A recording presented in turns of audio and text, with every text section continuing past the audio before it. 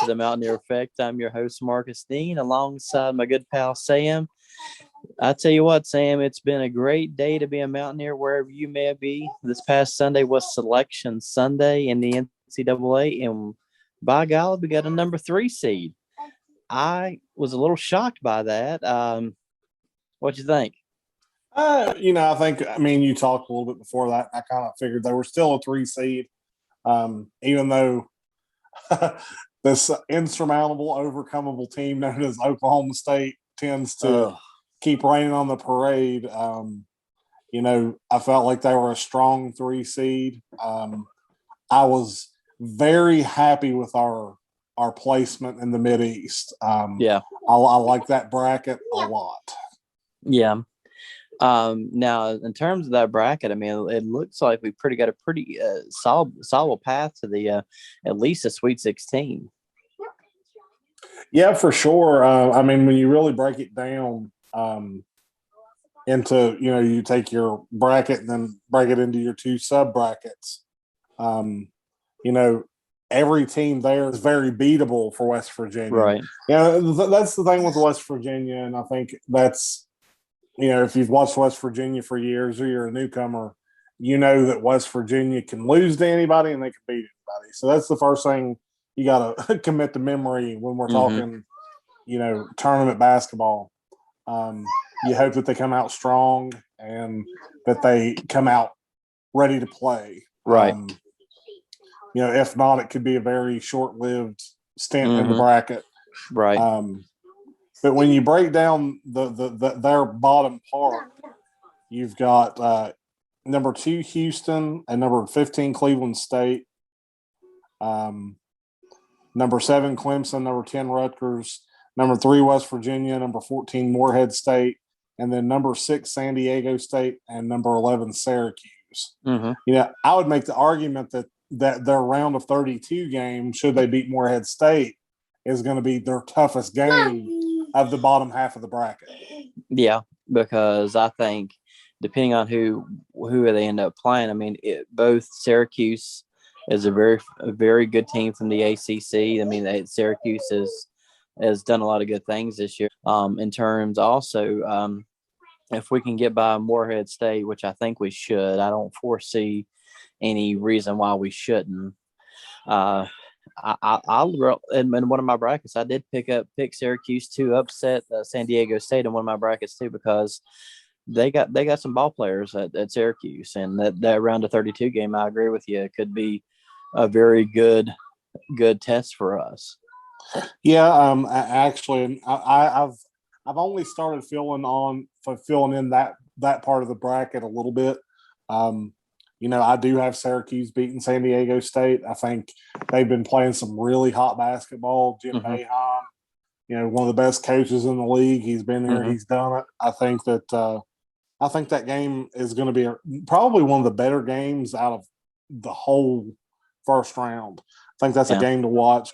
I've got West Virginia over Morehead State, and then I have Rutgers upsetting Clemson. Not a big upset, but I think again, that they've been playing some really good basketball. I think that they could upset Clemson, and then of course, Houston will beat Cleveland State.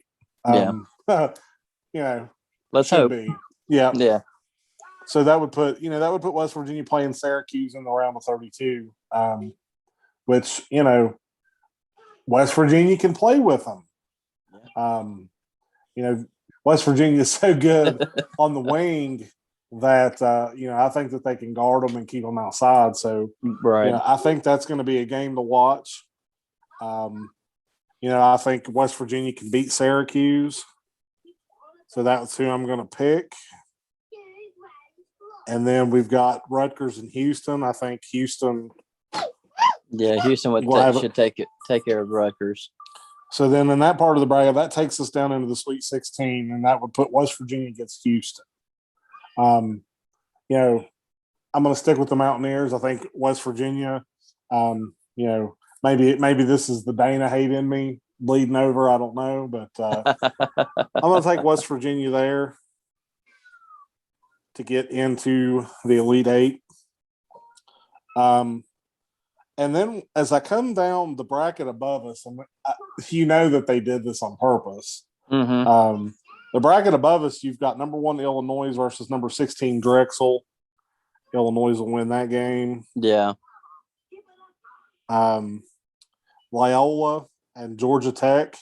I'm going to go with Loyola in that game. Yeah, they're pretty solid. Loyola is a good solid team.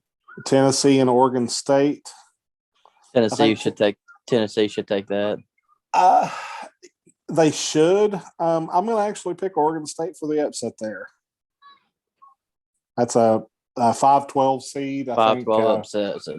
Yeah, I think Tennessee's kind of been up and down. If they don't come prepared, they could easily get beat. And then we have the most interesting team in the bottom part of this bracket, Oklahoma State. Just because I believe in fate sometimes when it comes to sports, it would be something to see a West Virginia Oklahoma State Sweet 16 matchup. That would be sweet. I think West Virginia, I think they have a good path into the Sweet 16. I think from there, whether it's Illinois or Oklahoma State, to the Elite Eight. Yeah, I mean, that's going to be, I don't like to pick my brackets and go with my team, all the time. Yeah. But, when you really look at this bracket breakdown, it's really a favorable bracket. It really is, yeah. And then you're talking about the number 1 team in the bracket above them being Baylor. They can beat Baylor. Yeah. You could make an argument if you're not a Mountaineer fan. You could make an argument for West Virginia to go all the way to the championship with the way this bracket looks. Yeah. If we were to somehow beat Houston, if we make it that to Sweet 16, Houston would be our game, wouldn't it? Yeah. So we wouldn't see either Oklahoma State or Illinois to the Elite Eight. Granted that Oklahoma State or Illinois makes it that far. Yeah, that would be the Elite Eight. If I'm gonna pick, you're gonna end up with Illinois versus Oklahoma State. Mm-hmm. And that game, it took me when I was filling out my bracket, I did 3 different brackets, and I think in 2 out of the 3, I picked Oklahoma State to upset Illinois. I'm gonna take Oklahoma State there because I think, if the basketball gods, like I said, if they believe in fate, that would be one of the best Big 8 matchups you could possibly have. Yeah. Because these 2 teams have played each other. Let's see here, 3 times already, and Oklahoma State's won 2. And if we play them a 4th time, I mean, by God, we got to get one of them. We got to get one of them back. And it's interesting when you look at the whole bracket. You've got the Big 12. There's been some argument about the Big 12, whether it's the dominant basketball conference. I think it's hands down. You can't even argue that it's not. But if you really look at the bracket, in that South bracket, you've got Baylor at a 1 seed, Texas Tech at a 6 seed. So those 2 could converge into the Elite Eight as well. Then you look in the West bracket, you've got Oklahoma at an 8 seed, and I think they're better than an 8 seed. And you have Kansas at a 3 seed. So those 2 could converge. You have Texas too. And then you've got Texas in the East. You've got Texas. You don't have any Big 12 teams in that part, but you've got Texas in the bottom part of that bracket. I mean, as a 3 seed. So in all reality, you could have 7 of the Elite 8 be out of the Big 12. And it's not just me Big 12 worshiping. I mean, that you could make a legitimate pathway for any of them. Yeah, absolutely. I mean, and we've seen Kansas play good. We've seen Texas play good. We know what Texas Tech's about. So we've had 2 dogfights with Texas Tech and beat both of them. We know they have Matt McClung. They're like a lot like West Virginia. Once they get hot and once they get going, they're hard to beat. Well, and really, I mean, if I was to pick a team to watch, West Virginia, I think, not because I'm a West Virginia fan. This is the Mountaineer effect. Not because of that, but if I was going to pick a team and say this is a team you need to watch, of course I would say West Virginia, because all it takes is a little them to get hot, and no team on this whole bracket can beat them if they can get hot. But for me, a team to really, really watch is Texas Tech. Yeah. They're very streaky. They're very fast. They defend good on the perimeter. Matt McClung can drop 40 on you, and it don't even look like he's playing. I mean, as much as I hate to say that, Texas Tech is one of those teams that I think is going to surprise a lot of people. And plus, Oklahoma has their backcourt and I think I agree with you. They're a lot better than an 8 seed. I mean, they're a powerful team. They just got a little sluggish down the stretch. Yeah. I think this is going to be it's going to be a really good term. It's going to be really entertaining. It's going to be a lot of really good basketball games. I don't see too many huge upsets. I think the one I had as a pretty good upset is the 12-5. It was a 12-5 Villanova versus Winthrop. That was one of the ones that I had picked as a pretty good solid upset. But there was plus two, we have concerns about COVID now with how that's going to play out too. And the way I understand it, once the tournament is locked in and once they start playing, you can't have any positive tests. And if you have a positive test, you have to forfeit. Yeah. Well, and I hope they don't run into that. I like the concept of putting the teams in a bubble, in one place and letting them, giving them the best chance to complete the tournament. I think it's going to be an exciting year. I think, the Mountaineers, Elite 8 or bust. Final Four. I would love, of course, to see them win a national championship. It's about time. I think there's a lot of really good talent. I think Michigan is going to be tough. Gonzaga is going to be tough. Exactly. But we've already played Gonzaga too, and we've seen that we can beat them. But we just the refs helped on that one. Well, this is the first time that I can remember going into the tournament where I don't look at any teams and say, ooh, they're the big boogeyman. And I look at West Virginia and say, if Derek Culver can get a little confidence about him, a little swag, and they can come out, McNeil can get hot. Deuce does what he does. Taz, I think the key for West Virginia is gonna be the play of Taz Sherman and Emmett Matthews. Yeah, that's going to be their keys to winning. Right.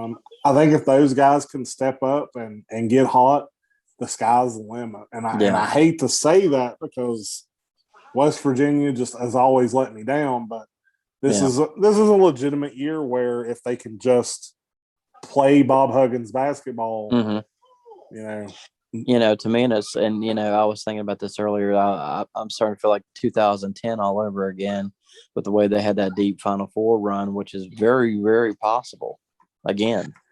Yeah. And even I remember in 2010, I still didn't think. I don't think that team is quite as good as this team. They are in some ways, but they're not in other ways. I think Derek Culver. I think Gabe Osaboyan is. They're just better. They're better big men. All around. I mean, Kevin Jones was awesome, but these guys are just better all around at what they do. I mean, Gabe Osaboyan. I mean, he is one of the toughest players I've ever seen play ball. Period. I mean, the way he goes after the boards. I mean, he's only going to get you 2 or 3 points a game, but he's going to out hustle up people. He's going to out rebound people. He's going to play his tail off. Yeah, I mean, he's definitely one of those players that when he leaves, it's going to be sad because finding a guy that plays the way he does, you don't find that. No. And then of course you look at West Virginia's roster and technically they could have the exact same team next year that they have now.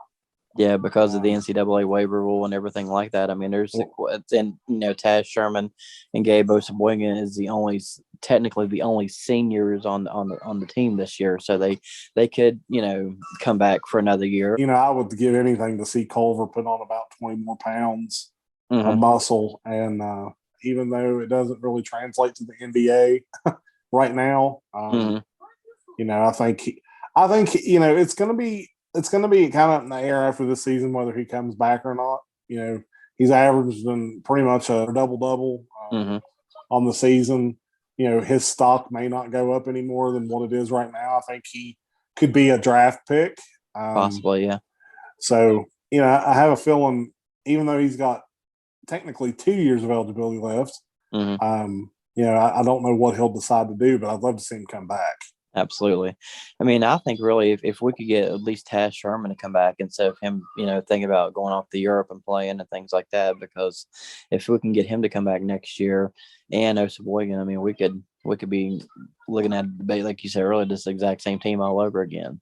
Yeah, all in all, I'm really excited. I'm more excited for this tournament this year than I have been in a long time. It also scares me more than that's a long time. Exactly. Lot to lose, Exactly, and you got to think too that they tip off Friday. We're going to need some caffeine that night because they start at 9:50, and it's going to be on True TV. At least it is Morehead State. At least we can get up by 20 and go to bed, as our famous saying is.